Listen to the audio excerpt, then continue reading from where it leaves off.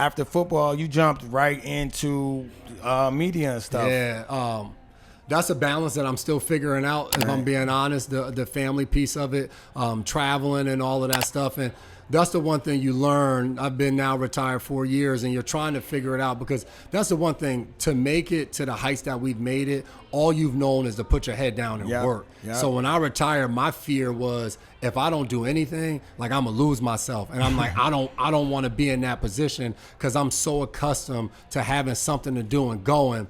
4 years in now, I'm starting to figure out, like, all right, like, you maybe don't need to do everything, and start to scale back. So, like, I would say that's something that is a continued work in progress, especially when you got little kids. Like, their lives aren't going to pause for you. So for me now, you're traveling and you're calling games. My son plays a game every Saturday. My girls cheer. I'm missing that. So, like, you got to start to think about what's worth sacrificing and what isn't. You've been out of the game for 4 years, but you're still in it because you're around it daily.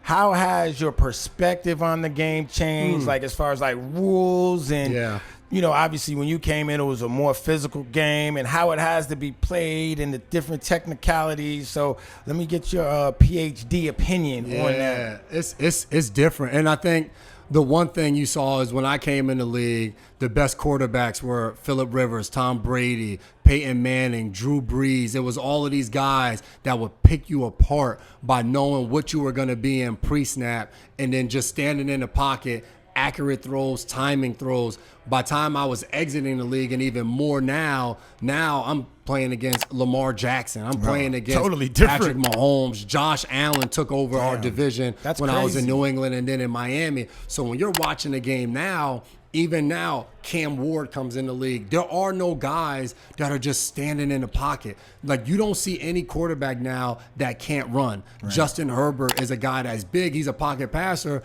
but he can take off and leave. Daniel Jones. Like, there are no guys that just stand in the pocket. So that has completely changed the game, because you still have to protect these guys, because they're the money makers. So the roughing the passer calls. But then I'm watching Mahomes weekly run over a DB.